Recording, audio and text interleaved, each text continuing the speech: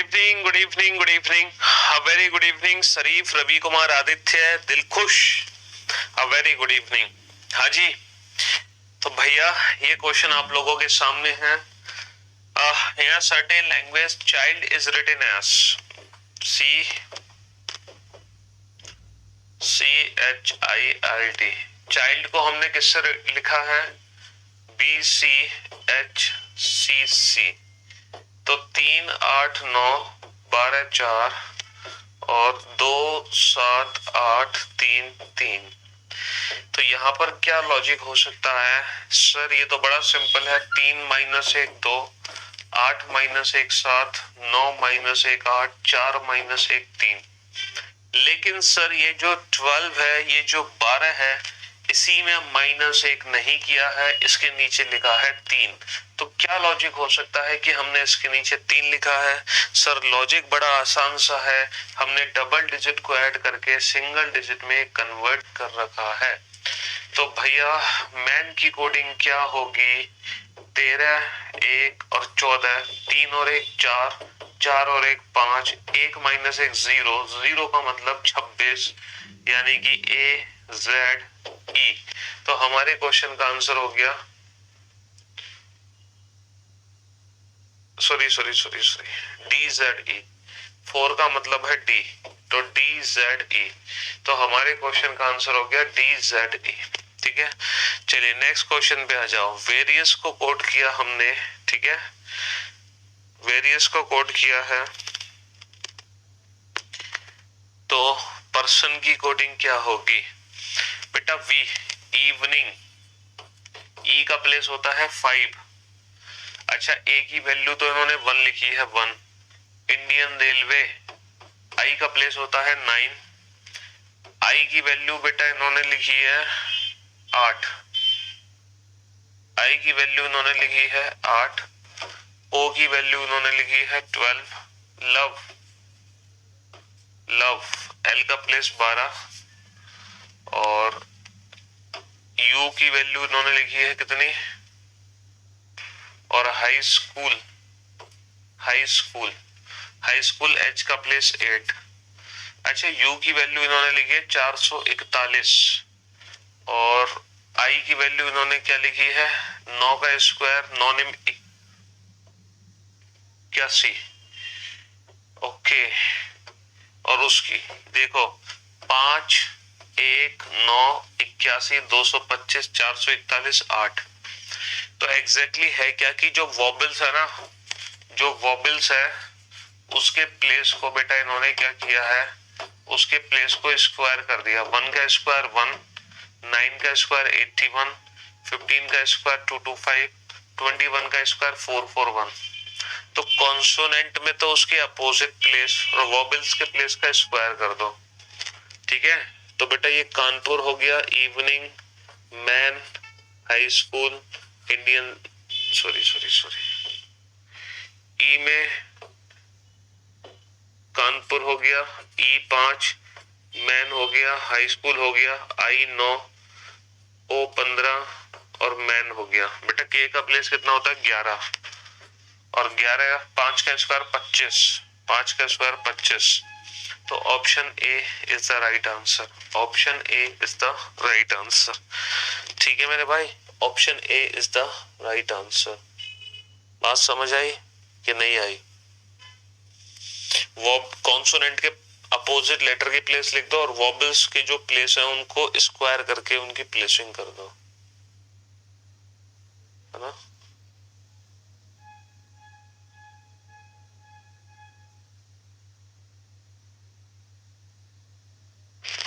चलिए अब चलते हैं नेक्स्ट क्वेश्चन की तरफ। ये दोनों क्वेश्चंस अगर समझ आए तो question number 3 and question number 4। Question number 3 and question number 4।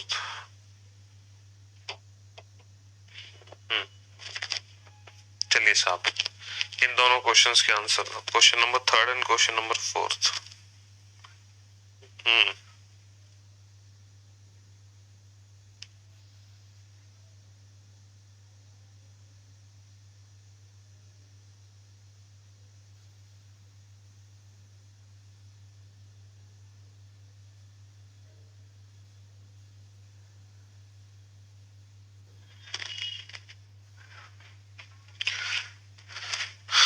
ये जो क्वेश्चन है ब्लिंक, BLINK, ब्लिंक को कोट किया गया है 2226 से।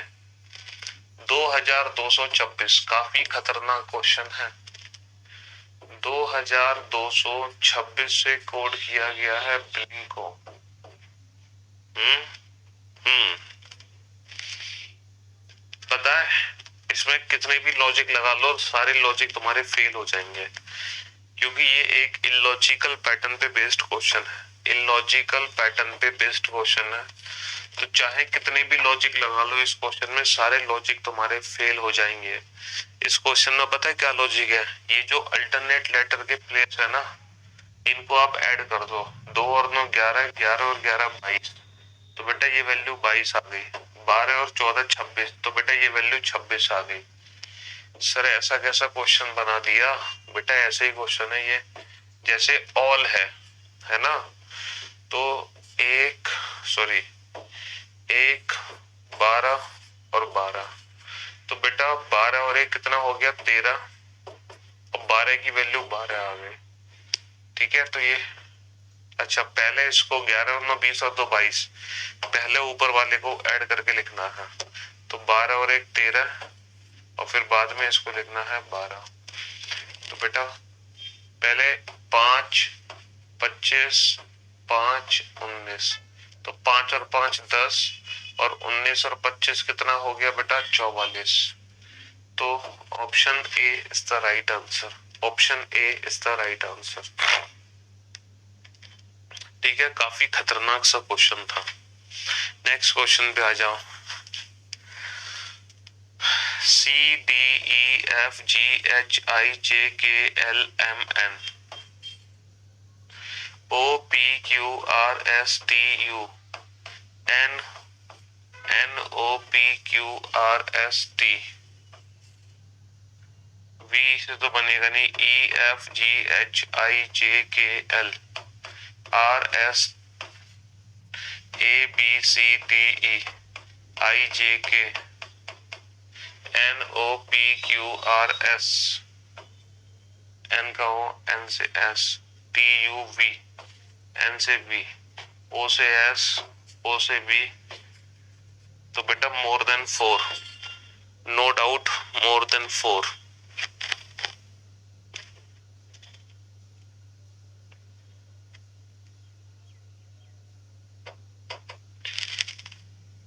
पांच 6, ये तो बहुत सिंपल दिखाई दे रहा है क्वेश्चन। 5 30, 7 चौक 28, 9 तिया 27, 4 दूनी 8, 6 अट्ठे 48, और 5 तिया 15। तो ये तो देखते ही हो गया, option C is the right answer. Option C is the right answer. ठीक है,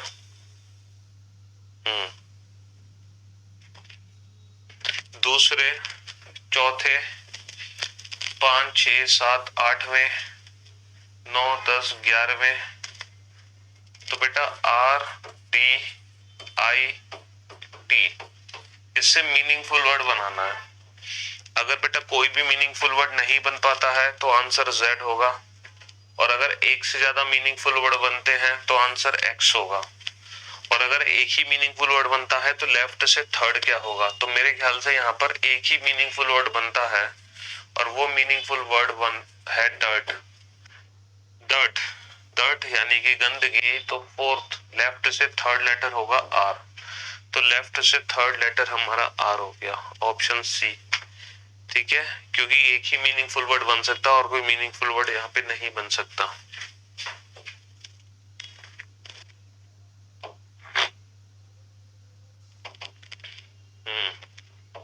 question number 7 and question number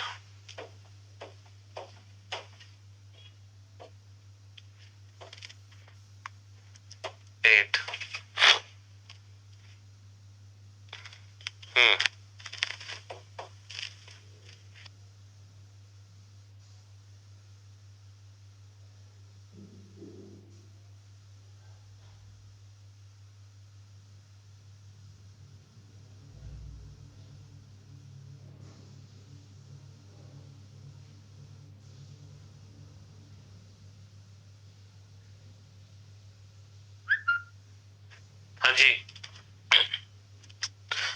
बहुत अच्छे से पता है कि सर 9 और 5 का यूज करके ही 60 बनेगा। 9 पंजे 45, 7 चौक 28, 45 और 15 28 और 9।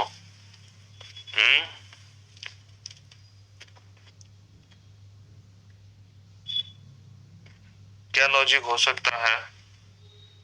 9 और 5 से 60 बनू, 9 ने 81, 55 25, 11 में से 5 गए 6, 26, 26 प्लस 4 का डबल। अरे तो बहुत कॉम्प्लिकेटेड हो जाएगा। 7 7 49, 4 चौक 16, 9 में से 6 गए 3, 4 में से 1 गए 3, 33 और 4 37, 11 में से 5 गए 6, 7 में से 2 गए 5, 56। ओके, 56 और 4 60, 33 और 4 37। तो बेटा 121 में से 64 घटा दो, 11 में से 4 गए 7 और 11 में से 6 गए 5, 57 और 4 61। तो 9 square minus 5 square plus 4, 7 square minus 4 square plus 4, 11 square minus 8 square plus 4। ठीक है मेरे भाई? हाँ जी। अब आ जाओ नेक्स्ट क्वेश्चन पे। यदि हांगकांग लंदन के पूर्व में 12 किलोमीटर पर है ना, ये लंदन है, लंदन का पूर्व होगा राइट हैंड साइड पर। लंदन के पूर्व में कौन है? Hong Kong 12 kilometre. लंदन वॉशिंगटन के उत्तर में है, वॉशिंगटन हो गया नीचे, वॉशिंगटन के उत्तर में कितना है? 15 किलोमीटर। वॉशिंगटन के उत्तर में, नई दिल्ली के पश्चिम में 12 किलोमीटर दूरी पर है, और वॉशिंगटन जो है नई दिल्ली के पश्चिम में है 12 किलोमीटर। बेटा नई दिल्ली के पश्चिम में 12 किलोमीटर है। तो हांगकांग नई दिल्ली से किस दिशा में है? तो हांगकांग नई दिल्ली से ठीक ऊपर है। दिल्ली से ठीक ऊपर बेटा नॉर्थ है। दिल्ली से ठीक ऊपर क्या है? नॉर्थ।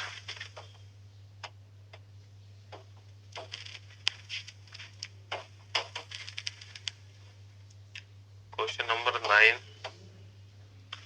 And question number 10। हाँ जी, इस फिगर में टोटल कितने वर्ग हैं ये बताना है। 1 2 3 4, 1 2 3 4, 1 2 3 4, 16 है। 4 4 लेटर की ग्रुपिंग कर ली, और मुझे लग रहा है सारे ग्रुप सेम है। L N, L N O L, L N O L, L N O L, L N O L. तो N O L O, N O L O, N O L O, N O L O. Option B is the right answer. 4 4 letter की grouping हमने कर ली।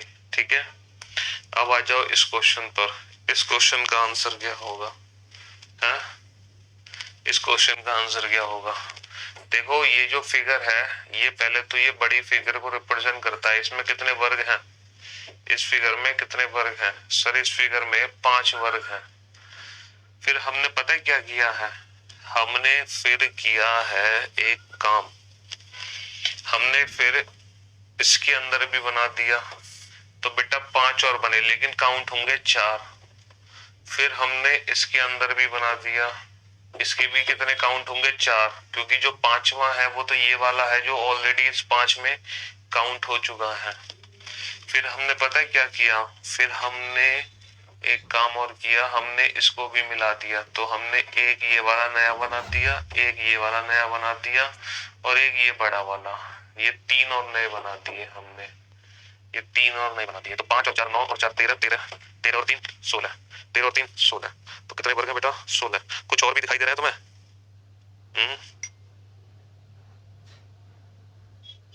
13 और 3 16। बेटा इसके बाद 2 वर्ग और दिखाई दे रहे हैं मुझे, वो शायद आपको दिख नहीं पाए। 16 के बाद देखो, एक ये वाला वर्ग हो गया बड़ा वाला, और एक ये वाला वर्ग हो गया। ये 2 वर्ग और हो गए नए, ये 2 वर्ग और हो गए नए। तो बेटा 2 और काउंट हो जाएंगे। तो 16 और 2 18। Option C is the right answer. ये 2 वर्ग और हो गए। माजी जी बिल्कुल सही फरमाया आपने। तो इस क्वेश्चन का आंसर हो गया 18, है ना? 18। Next question number 11 and question number 12। चलिए साहब इन क्वेश्चंस के आंसर दीजिए। क्वेश्चन नंबर 11 और क्वेश्चन नंबर 12 फटाफट से।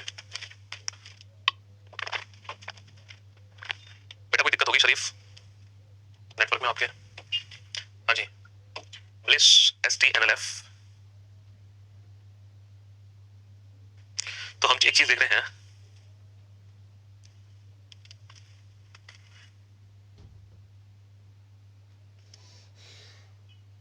हाँ जी, हाँ देखो इस क्वेश्चन को ध्यान से देखो, PLISS और इसकी कोडिंग हुई है STNLF। 2 12 9 19 19 19 20 14 12 6। तो ओके, काफी खतरनाक सा लॉजिक है, पता है आपको इसमें। पहले इन अल्फाबेट को ना डिक्रीजिंग ऑर्डर में लगाओ, SSILB डिक्रीजिंग ऑर्डर में लगा लिया। अब इसमें 0 ऐड कर दो, इसमें 1 ऐड कर दो, इसमें 2 ऐड कर दो, इसमें 3 ऐड कर दो, इसमें 4 ऐड कर दो। तो S का S आ गया, S + 1 T आ गया, I J K आ गया, 12 और 3 15 और 2 और 4 6, STKOF। STK ये क्या हुआ? अच्छा गड़बड़ हो गया, गड़बड़ हो गया, हमने अरेंजमेंट गलत कर दी, हमने अरेंजमेंट ही गलत कर दी। SS पहले L आएगा, फिर I आएगा, फिर B, तो +2 +3 +4, तो 12 और 2 14 हो गया, 9 और 3 12 हो गया, 3 और 4 2 और 4 6 हो गया।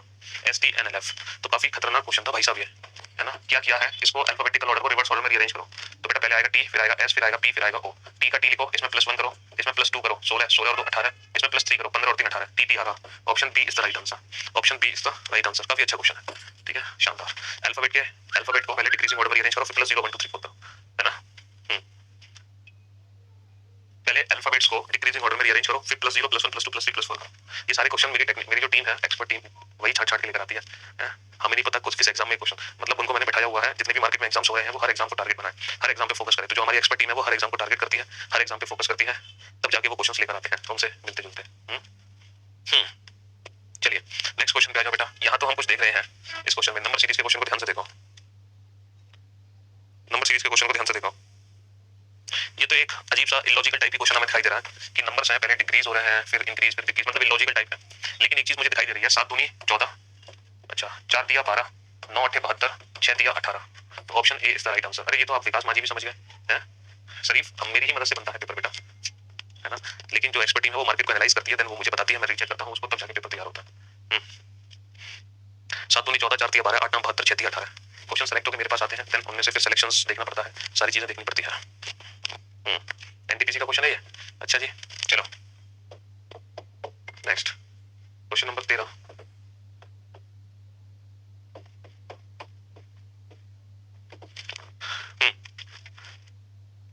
भैया opposite to A is D, opposite to A is D, opposite to F is B, opposite to F is B, opposite to C is ई।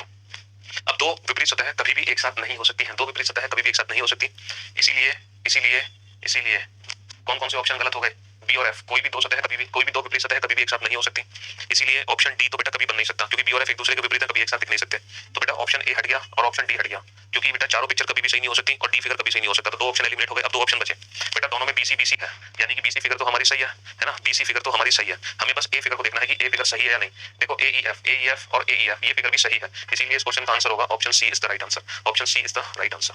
चलिए बेटा रोज से आओ ट्यूब्स पर, ये बेटा ट्यूब्स है, सॉरी ये ट्यूब्स है ना, रोज से ट्यूब्स पर आओ। तो बेटा रोज से अगर ट्यूब्स पर आओगे, रोज से ट्यूब्स पर आओगे तो इसको उल्टा पढ़ोगे, सम रोजेस आर ट्यूब्स। तो बेटा ये वैल्यू 50 है, हम इसको ऑल रोजेस आर ट्यूब्स नहीं पढ़ सकते, हम इसको पढ़ेंगे सम रोजेस आर ट्यूब्स। अच्छा बल्ब से रोज पर आओ, बल्ब से रोज पर आएंगे, ट्यूब से ट्यूब हट गया, तो all bulbs are roses, all bulbs are roses, only second follow, तो option B is the right answer.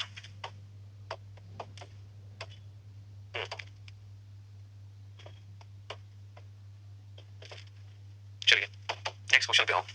Some comforts are not perks, comfort से अगर हम पर्क्स पे जाते हैं बेटा, ये तीनों ही पॉजिटिव सेंटेंस है, तो नेगेटिव तो कभी बन ही नहीं सकता। ऑल कंफर्ट्स आर पर्क्स, बेटा वेज से वेज जुड़ नहीं सकता, दोनों की वैल्यू 50 है, इसका मतलब फीस से फीस भी नहीं जुड़ेगा, ये भी दोनों की वैल्यू 50 है, इसका मतलब वेज और पर्क्स में नो रिलेशन है, no relation. Comfort perk, comfort perk, ठीक है। पर्क्स और वेज की बात करें, ऑल पर्क्स आर वेज, बेटा कंफर्ट से ये फीस से फीस कनेक्शन नहीं बनेगा, इसका मतलब ये भी गलत। लेकिन बेटा ये इधर और का केस है, कॉम्प्लीमेंट्री पेयर है, तो इसीलिए इस क्वेश्चन का जो आंसर होगा वो होगा इधर फर्स्ट और सेकंड फॉलो, इधर फर्स्ट और सेकंड फॉलो, ऑप्शन सी इधर फर्स्ट और सेकंड फॉलो 15 का, ठीक है। 14 मई 1948 को कौन सा दिन था, 14 मई 1948 को कौन सा दिन था बेटा, यहाँ से और डिस्काउंट करना चालू करो, जनवरी के 3, फरवरी बेटा 1948 की है, यानी कि लीप ईयर की है, लीप ईयर की है तो फरवरी 1, जनवरी फरवरी मार्च अप्रैल मई की दी हुई तारीख 14 प्लस बेटा 1900 प्लस 47, हमेशा इससे एक कम वर्ष काउंट करना है, और 47 में आई हुई लीप ईयर जोड़ दो बेटा, कितने लीप ईयर आए, 4 कम 4, 4 दूनी 8, 4 कम 4, 11 बार भाग गया तो 11 लीप ईयर। अब ये बताओ 14 को छोटा कर सकते हैं, 7 दूनी 14 कितना बचा, रिमाइंडर 0। 1900 में कितने ऑड डेज होते हैं बेटा, 1 1600 प्लस 300 0 प्लस 1, 47 को 7 6 42 कितना बचा 5, 7 एकम 7 कितना बचा 4, तो 3 और 1 4, 4 और 3 7 और 2 9, 9 और 1 10, 10 और 5 15 और 4 19, 19 7 दूनी 14 कितना बचा 5, और 5 का मतलब क्या होता है बेटा Friday, 0 to 6 Sunday to Saturday, है ना। तो 5 का मतलब क्या हो गया फ्राइडे। तो मेरे दोस्त 16 मई 1948 को फ्राइडे था, फ्राइडे। क्वेश्चन नंबर 17 18 देखो, 17वां क्वेश्चन ब्लड रिलेशन का है, 18वां क्वेश्चन भी ब्लड रिलेशन का है। Okay, u minus v, u minus v, minus का मतलब क्या है भाई, तो बेटा u किसका भाई है, v का, है ना, u minus v, v plus t, plus का मतलब क्या है माँ, v किसकी माँ है, t किसकी माँ है, t की, इनटू, इनटू का मतलब है पिता, t किसके पिताजी है, w के, डिवाइड, डिवाइड का मतलब है बेटे, w किसकी बेटी है, t की, तो t जो है वो t की पत्नी हो जाएगी। तो how is t related to u, t u का कौन है, u की बहन का बेटा, है ना, t sorry how is t related to t, how is d related to t, t की कौन है पत्नी, how is d related to t पत्नी। p a का पिता है, a के पिताजी a से ऊपर, पिता है तो ट्रायंगल में जिसका बेटा s है, p a का पिता है जिसका बेटा s है, a का बेटा कौन है s, l k की माँ है, l माँ है तो सर्किल में किसकी, k की, k को नीचे ना दो, जो s की बहन है, k किसकी बहन है, s की, तो s के साथ और k की माँ कौन है, l, यानी कि जो a है वो इसका पति हो गया। तो p का l से क्या संबंध है, p l का कौन हो गया, इसके पति का पिता ससुर, पति का पिता ससुर, पति का पता ससुर हो गया। ठीक है, 1900 में कैसे निकाले बेटा, आपको पता है शताब्दी में जब हम ऑर्डेज निकालते हैं तो कितने ऑर्डेज निकलते हैं, 100 वर्ष में टोटल कितने ऑर्डेज निकलते हैं, 5 3 1 0। तो बेटा जो 1900 है, 1900 को हम लिख सकते हैं 1600 प्लस 300, 1600 400 का मल्टीपल है, 400 का मल्टीपल यानी कि 0, 300 में कितने 1, तो 1900 में होते हैं 1।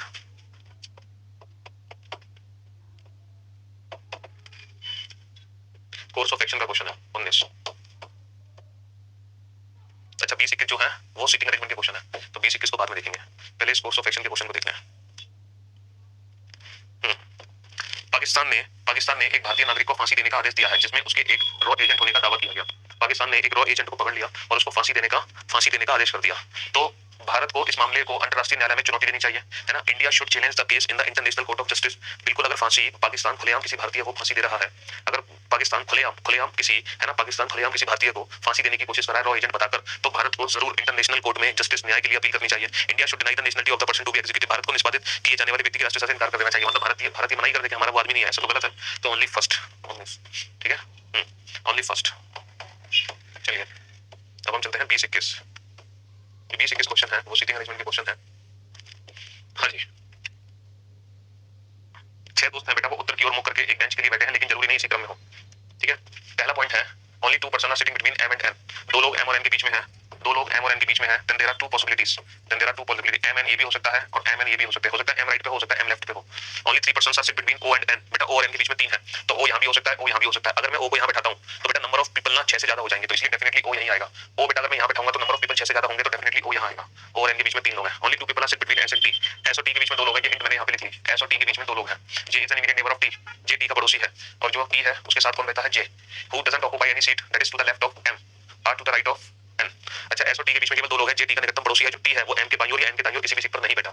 ओके, जो t है बेटा वो m के बाईं, सॉरी जो j है ना, जो j है, j t का निकटतम पड़ोसी है, sorry j is an immediate neighbour of t, who बैठा t के लिए। ये कह रहे हैं जो t है वो एक तो m के लेफ्ट में नहीं है, ना तो m के लेफ्ट में है ना, और ना ही n के राइट में है।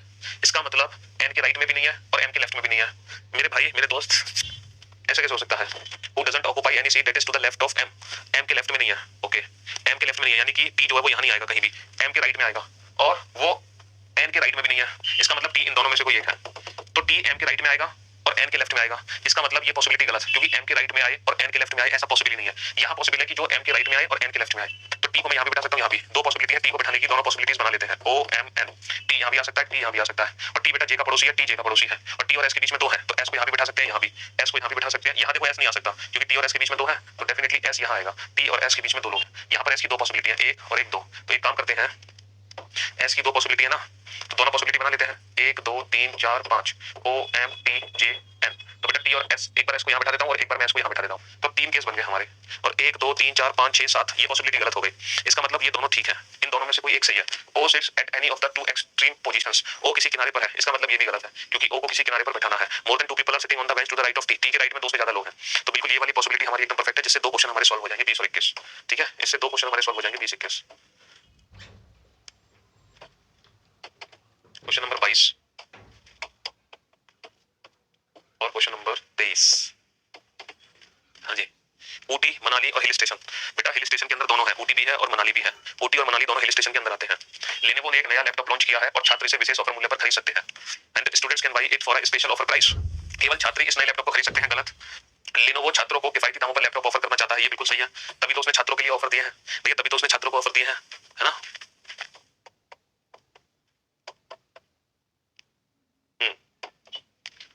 चलिए नेक्स्ट 24 25 तो बेटा वही क्वेश्चन है मैट्रिक्स का। ए इज ग्रेटर देन जेड। अगर बेटा हम ए से जेड तक पहुंचे तो ए से बी से सी और फिर सी से जेड, तो ए से बी ग्रेटर, बी से सी ग्रेटर और सी से जेड भी ग्रेटर, तो ये बिल्कुल 100% ट्रू है। ए से जेड एकदम ग्रेटर, ए से सी ग्रेटर, सी से जेड ग्रेटर। एफ से ई लेस देन, बेटा एफ से ई, तो एफ से सी लेस देन, सी से डी लेस देन, डी से ई लेस देन, तो ये भी बिल्कुल सही है। तो इस क्वेश्चन का आंसर हो गया both, both, very good job. चलिए साहब नेक्स्ट 26 27 26 27 ये क्वेश्चन बताओ, इसमें अगली क्या आएगी नेक्स्ट। तो बेटा लाइन को देखो, पहले यहाँ थी, फिर यहाँ थी, फिर यहाँ थी, फिर यहाँ थी, अब यहाँ आएगी। ऑप्शन बी गलत, ऑप्शन सी गलत।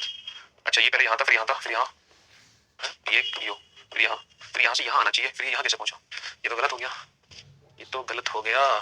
पहले एक, फिर यहाँ, ठीक है, फिर यहाँ एंटी क्लॉकवाइज रोटेट हुआ, तो यहाँ के बाद ये यहाँ आना चाहिए और फिर यहाँ के बाद यहाँ आना चाहिए इस पोजीशन पे, तो option A is the right answer. ये पहली बार गलत है, इसकी पोजीशन ना फोर्थ में यहाँ होगी, फोर्थ में यहाँ होगी इसकी पोजीशन, ठीक है। चलो नेक्स्ट, अगर इस पेपर को मैं राइट हैंड साइड पे ऐसे फोल्ड कर दूं, इस पेपर को अगर हम ऐसे फोल्ड कर दें तो बेटा ये जो स्टार है इसके अंदर प्लस चला जाएगा, प्लस चला जाएगा, प्लस चला जाएगा इस तरीके से, और ये जो लाइन है इसके ऊपर ऐसे आ जाएगी, है ना। Option C is the right answer, option C is the right answer.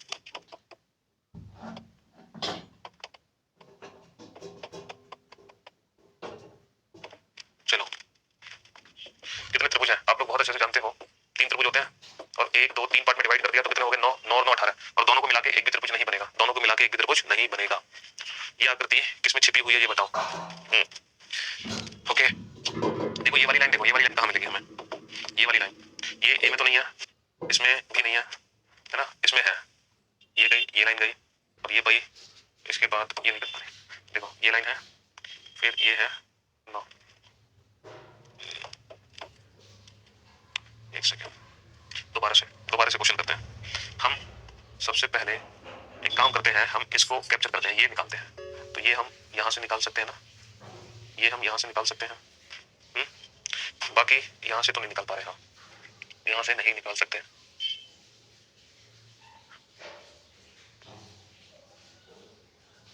इसमें तो ये वाली लाइन भी तो आनी चाहिए, ये पूरी लाइन भी नहीं बन रही, ये तो कभी हो ही नहीं सकता, और यहाँ जाके ये ऐसे नहीं जा रही तो ये भी नहीं हो सकता, ये ऐसे जा रही है आगे, लेकिन ये फिर वो नहीं बन पा रही। ऑप्शन सी ही है ले देकर इस क्वेश्चन का answer, option C, option C ही बन पा रहा है। 26 सर पहले एक स्टेप चला, फिर 2 स्टेप चला, फिर 3 स्टेप चला, हाँ तो ऐसे तो किया था हमने 1 2 3 एंटी क्लॉकवाइज, तो ऐसे ही तो किया था हमने 26 में, और कैसे किया था, पहले एक नहीं, एक के बाद बेटा 2 नहीं चला, एक के बाद एक ही चला, दोबारा देखो, पहले एक, फिर भी एक, फिर भी एक, हर बार एक ही चला।